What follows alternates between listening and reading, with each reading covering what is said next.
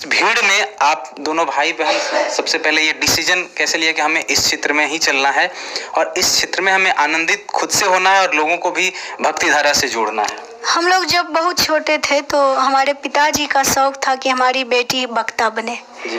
तो शुरू में हम लोग थोड़ा बहुत सीखे, मंच पे आ गए। उसके बाद बच्चे में तो किसी का उद्देश्य कुछ नहीं होता है, वो तो जहाँ जाता है। तो उन्होंने हमको प्रेरित किया। फिर जब हम आगे बढ़ने लगे और लोग सराहना करने लगे तो समझ में आ गया कि ये सबसे अच्छा लाइन है। बड़े पढ़े लिखे डॉक्टर, इंजीनियर, प्रोफेसर सब मिलते हैं, वो कहते हैं कि आपका क्षेत्र बहुत अच्छा है, तो आप इस मार्ग पे चलते रहिए। और वास्तव में हम लोगों को भी अनुभव होता है कि ये आनंददायी, मतलब दुनिया का अगर स्वर्ग कहीं होगा तो कथा में होता है। कथा का ये ऐसा मार्ग है, हम समझते हैं कि ऐसा मार्ग है जिसमें किसी को किसी से कोई गिला शिकवा नहीं। जी नहीं, बिल्कुल। और हर जाति, हर धर्म, हर संप्रदाय के लोग बैठे हैं, कोई छोटा नहीं है, कोई बड़ा नहीं है, सब एक कतार में युवा भी है, एक कतार में दूसरे कास्ट के भी लोग हैं, एक कतार में बुजुर्ग भी है, एक कतार में महिला भी है, एक कतार में बच्चे भी हैं और एक ही मंच में, एक ही जो टेंट में न जाने कितनी जातियां एक होकर इस भक्ति धारा में जुड़ते हैं। लेकिन हम कहीं न कहीं दूसरे आयोजन करते हैं, उसमें लोग अपने आप को दूर करते हैं, कहीं न कहीं कास्टिज्म के जरिए दूर कर लेते हैं। तो कहीं न कहीं ये चीज़ें आपने कोशिश की है कि हम इस चीज़ को एक बना के रखना है। हमारी संस्कृति जो है बिखरती जा रही है, हम क्यों ना, बहुत सारे लोग चुन रहे हैं दूसरे क्षेत्र, दूसरे फील्ड अपना रहे हैं, हमने इसी को लेके आगे जाना है। हमें, हम दोनों भाई बहन को इसी के आगे लेके बढ़ जाना है। समाज को जोड़ना है। समाज जो विकृति आ गई, ऊंच नीच का भेदभाव, छोटा बड़ा, ये कथा ही तो है कि सबको बराबर हक देती है। भक्ति है कि कोई छोटा बड़ा नहीं है। जैसे भगवान राम ने क्या किया, सबड़ी जैसे नीच जाति को भी अपनाया, गिद्ध जैसे जानवर को भी, पक्षी को भी अपनाया, केवट जैसे नाविक भी था, मल्लाह था। तो भगवान राम की जो कथा है वो दुनिया को उपदेश देने के लिए है कि कोई समाज में भेदभाव न करे, क्योंकि सबका मान समान है। तो हमारे कथा कहने का उद्देश्य यही है।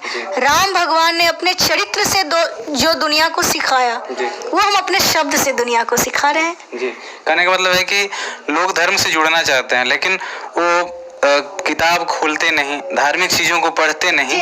तो आपने वो काम किया कि आपको कहीं ना कहीं उसमें तमन्नाएं हैं कि हम पढ़ें, लेकिन लोग, बहुत सारे लोग हैं कि ठीक है बाद में पढ़ लेंगे, लेकिन जब श्रवण करने की बात आती है तो लोग घर से दौड़े आते हैं, खाना कि नहीं बाद में खाएंगे, क्योंकि इतनी बड़ी आयोजन है, हम सुन लेते हैं और सुनने के बाद कहीं ना कहीं उनका लगाव हो जाता है और बाद में इस चीज को पढ़ते भी हैं। तो कहीं ना कहीं ये काम है, लोगों को जागृत करते हैं और जो इससे वंचित है कहीं ना कहीं उसको धर्म से जोड़ने का काम करते हैं।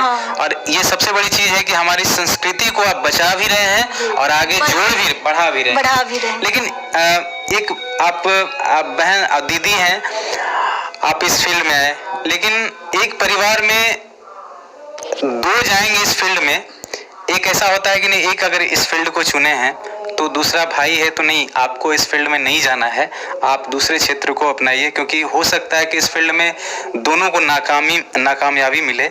कहीं ना कहीं एक जो हमारा कोई सदस्य है वो आगे बढ़ सकता है किसी फील्ड में।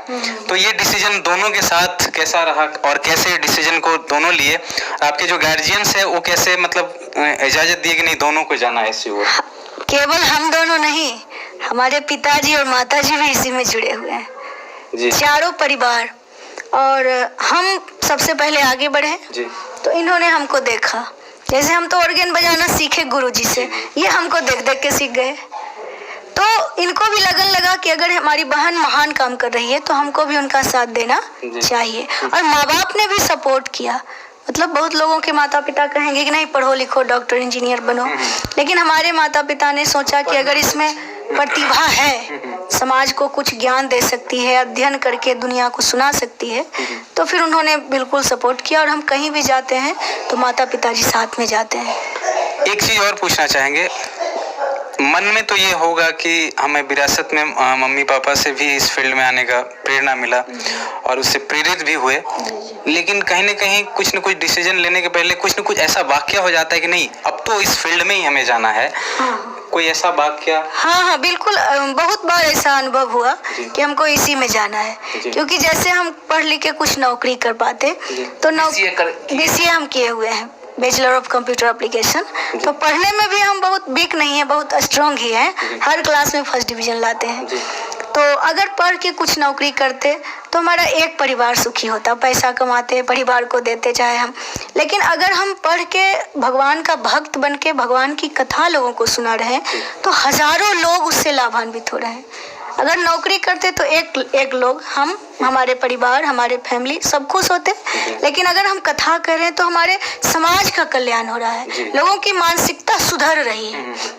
जैसे हमने तंबाकू पर कहा, तो अगर तंबाकू से 10-20 लोग ही तंबाकू खाना छोड़ दिए तो समाज का कल्याण हुआ कि नहीं हुआ? कहा जाता है कि एक पढ़े लिखे या कोई जॉब ओरिएंटेड पर्सन अगर किसी को प्रेरित करता है तो कम प्रभाव छूटता है, लेकिन एक भक्ति के रास्ते अगर किसी को समझाया जाता है तो वो जल्दी ग्रहण करते हैं। क्योंकि आज भी हमारा संस्कृति का देश है और बहुत धार्मिक चीजों में लोग आज भी, खास करके ग्रामीण लोग तो काफी विश्वास करते हैं। और अगर आप यहाँ पे आकर इस कथा वाचन के जरिए लोगों की जो गलत प्रवृत्तियां हैं अपने कथा वाचन के जरिए दूर करने का प्रयास करते हैं तो वो कहीं ना कहीं ज्यादा प्रभाव पड़ता है। और प्रभाव इसलिए भी पड़ता है क्योंकि हम जो भी बातें कथा में कह रहे हैं उसको पहले हम अपने चरित्र में उतारते हैं, तब जाके लोगों को कहते हैं। जैसे हम कथा कह रहे हैं तो कथा में जैसे कुछ कहेंगे राम भगवान का नाम लो और हम एक बार भी नहीं लेंगे तो समाज पर प्रभाव नहीं पड़ेगा। इसलिए हमने सोचा कि पहले जीवन को वैसे ढालो और जब जीवन वैसा हो जाए तब उपदेश लोगों को दो। तो इसलिए लोगों पर प्रभाव ज्यादा होता है क्योंकि धार्मिक लोग हृदय से और सच्ची बात बोलते हैं, तो इसलिए अच्छा प्रभाव लोगों